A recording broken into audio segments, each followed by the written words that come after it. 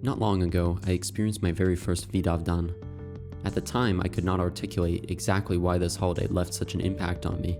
The whole presentation of it spoke to my soul on a level that few things in this world have. I found myself trying to articulate exactly why this event impacted me in the way that it did, and I realized that there was a lot more going on than I thought. For background, I'm not Serbian. At the time that this speech was given, I was still only a catechumen in the Orthodox Church. My first thoughts were that it seemed pretty bizarre to celebrate the loss of a battle. The Battle of Kosovo was not even just a regular battle, it was a battle that led to the collapse of the Serbian state at the time. In America, we have nothing like Vidovdan. It would be like celebrating a hypothetical battle that led to the loss of the American Revolutionary War. But, as we understand Vidovdan more, we realize that Vidovdan is celebrated because, although it led to the collapse of the Serbian state, at the time, it led and continues to lead the Serbian people towards salvation.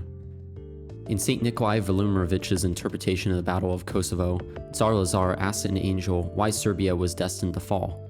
The angel responds, quote, "Because, O prince, it had grown old.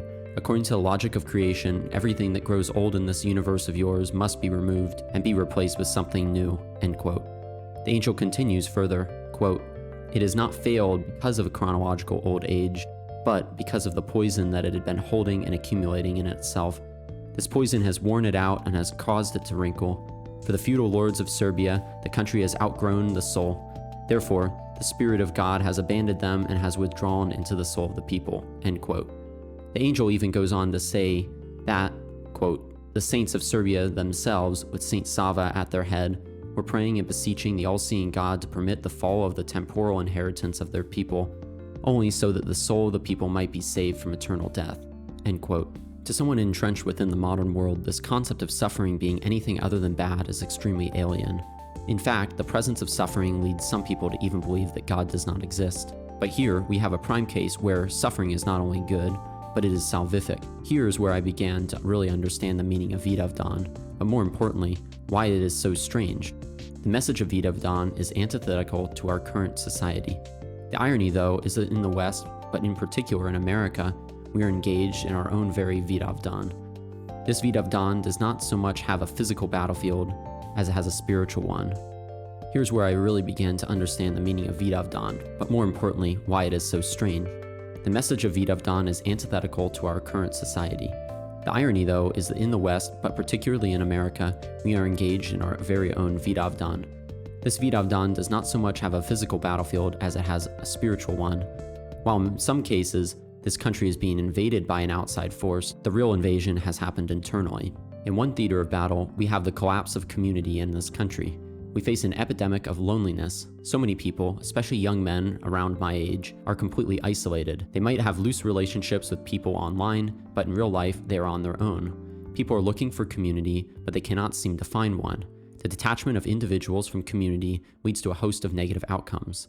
The rise of increased drug use and loneliness are most certainly related. For some, drugs are just a way to pass the time, just another way to pass a boring weekday evening or rush through a weekend night in a delirium. However, I think for most, drug use is a way to anesthetize oneself to one's own and ever-increasing loneliness.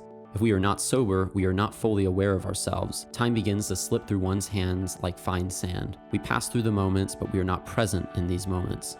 In this insobriety, we are numb not only to the bad in the world, but also to the good. We slowly slide down the abyss, exacerbating our own detachment until we have fully dissociated from this world. And because there are no communities, these people fall into these pits without anyone else, even their own families, knowing about it. But people dying this slow, drug-induced death is not even the worst outcome of the loss of community. Some of these people sink into such pits that the abyss completely envelops them and leads to suicide. Some of these people indict the world so much for their own alienation that they think the only way that they can settle the score with society is to bring others down with them before they go. And again, almost no one is wise to know that this is even happening with these people. Our modern day Vidovdan does not stop there. Our youth are not only plagued by loneliness, in schools they are taught all sorts of material that is antithetical to our own Orthodox worldview. They are taught that Christianity is the cause of many of society's maladies. They are inculcated in a worldview that espouses that all truth is relative, a solipsistic hell that results in people being able to make ludicrous assertions that everyone else must accept, whether that is claiming that a homosexual couple is equivalent to a married heterosexual couple, or that a man putting on a dress and claiming to be a woman is a woman. But if the teacher is not enough, Our society has your children's peer groups to bring them in line with the agenda. Whether it is from apathetic or malicious parenting, your child's peers will make sure that your child is aware of the newest degenerate trend or mock your child for having any semblance of integrity or values. Your child will be labeled the weird kid for being sane and well-adjusted. These maladies stem from larger cultural problems. On one hand, we live in an increasingly hyper-real society. Jean Baudrillard, a French philosopher from the 20th century, pontificated upon the concept of hyperreality in his books Simulation and Simulacra. Simulacra can be defined as things that attempt to simulate real signs or things, but crucially are not signs or things themselves. In Simulation and Simulacra, Baudrillard states, quote, "It is no longer a question of imitation, nor duplication, nor even parody. It is a question of substituting the signs of the real for the real." End quote. Interactions between people are increasingly simulated, in that they are not face-to-face. In the case of AI chatbots, these interactions are not even with another human being. We're reaching a tipping point where our interactions with simulacra outweigh our interactions with reality. Baudrillard coined the phrase, "the desert of the real," to describe a world so saturated with simulacra that reality itself is non-existent. In some sense, we are at war for reality itself.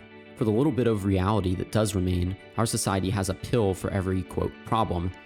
A, quote, problem being anything that interferes with technocratic elites' plans to make you a replaceable line unit in our increasingly technical society. Instead of addressing the societal conditions that generate depression, anxiety, ADHD, and a host of other mental illnesses, our society has elected to give you a pill to mask the symptoms. If a pill does not solve your depression, do not worry. Our society has another, quote, remedy for your problem.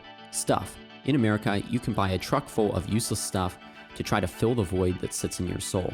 According to our society, if you are unhappy, it might just be because you do not have enough stuff. But let's say that you start questioning whether, quote, stuff and wanton materialism is a solution to any of these problems that you're having with society. So you start to explore religion and try to find a higher purpose to your existence rather than drunkenly ordering plastic trash off of Amazon. Well, society will assure you that nothing matters and your whole life is meaningless. As we can see, this new battle of Kosovo is widespread and we are being attacked from virtually every angle in our society. If we are analogizing our current predicament to the Battle of Kosovo, there are a couple of implications to consider to see whether the analogy is truly fitting. 1, does this mean that we are going to lose our current battle? 2, if we are going to lose, is it worth fighting for? And what does losing constitute? I do believe that we are fighting a losing battle. On one hand, we are witnessing the collapse of Western society. Oswald Spengler, a political philosopher of the 20th century, postulated that cultures follow a seasonal life cycle. Cultures have a, quote, spring where they develop much of their cultural products like great epics, poems, and music. These cultures then mature into a summer where these cultural products are refined. In the fall, these cultures begin to visibly decay and culture reaches its winter and, quote, dies. Oswald Spengler is most noted for his magnum opus, The Decline of the West, which espouses that the West is at the end of its life cycle and is nearing its death. He writes that the last potential hurrah for the West is a Caesaresque figure to unify the West in one last epic gasp before it dies. However, the emergence of this, quote, Caesar figure is not an inevitability, but only a possibility. It is entirely possible for the West to die before ever reaching this point. As we heard earlier from the angel who spoke to Tsar Lazar, quote, according to the logic of creation, everything that grows old in this universe of yours must be removed and be replaced with something new, end quote. It is likely that the West as a whole is hitting its expiration date, and we must be cold in order to make way for the new. If, at this point, we admit that this death of the West is an inevitability, is it worth fighting for, and what does it mean to, quote, lose this battle? Here we must differentiate between the West and America. While these two things are not the same in the way that we experience the West on a day-to-day basis, it is through the lens of America. Therefore, we must answer the question, is America worth fighting for? This question itself is loaded because we immediately think, what is America? To simplify, we can understand America as either meaning the American soul or the American government. Bringing the conversation back to Vidovdan, we know that Tsar Lazar fought for the soul of the Serbian people, not the government of Serbia. The angel tells Tsar Lazar, quote, the poisoned feudal lords will vanish, and with them so will the smoke that has been poisoning and deadening souls. The malicious squabblers will be destroyed, and with them so will the wicked example that they set for the people, end quote. When we look at our own political class in this country, are they anyone to truly fight for? The angel's description of the Serbian ruling class at the time as, quote, malicious squabblers rings very true of our own government today. We should fight for America, the American soul. We should rage against these evil forces that are trying to drag the soul of America to hell. But we should not tie the American soul to the American government. The angel states to Tsar Lazar, quote, "Do not equate the fall of the state with the destruction of everything. States are giving the peoples so that there might be something else to fall instead of the people, so that there might be something to give as a ransom for the soul of a nation. When something cheap is given in exchange for something priceless, it is always better to commerce than vice versa." End quote. We should stand our ground and do our duty, knowing that the American state will fall, but that this will lead towards the salvation of the American people. Let's take a more practical development as an example of my point. If we imagine that the American culture was still as strong as it was back in the 1930s, there would be no movement of converts to Orthodoxy in America today. It took the complete collapse of American Protestantism and to a lesser degree, the ongoing collapse of Catholicism to breed the conditions by which someone like me would come to seek out Orthodoxy. If Protestants and Catholics were not doing all sorts of absurd things inside of their churches, there's a much smaller chance that I would have even looked into Orthodoxy. So, while it might on the surface seem like a bad thing that America has become less, quote, Christian, more Americans than ever are discovering true Christianity, the Orthodox Church, as a consequence of this development. When we look at it from this perspective, we can see that the collapse of Protestantism and Catholicism in America is nothing other than providential.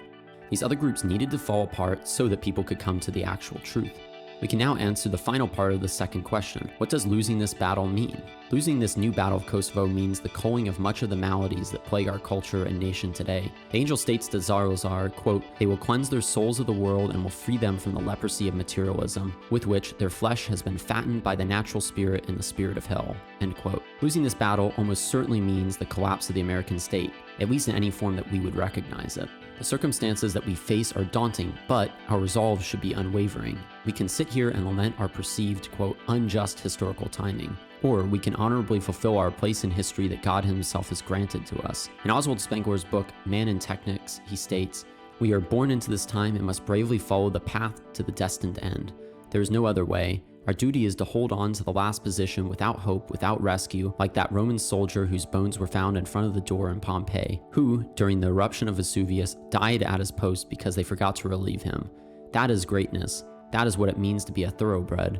The honorable end is the one thing that cannot be taken from a man. In many ways, we are like the Roman soldier staring at a cataclysm rushing towards us. Like the soldier, we must dutifully stick to our post. God is our commander, and he has placed us in this particular point in time for a particular purpose. Tsar Lazar found himself in a similar situation, watching the whole of the Ottoman army rushing towards him.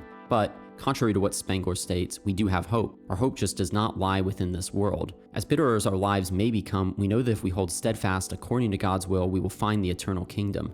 We must do the small things that we can do to help each other weather the ongoing storm. There are no grandiose solutions to the problems that we face.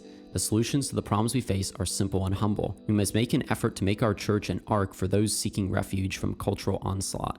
The poison of the predominant culture is near totalizing. A healthy community functions as a seasoned immune system against these cultural diseases.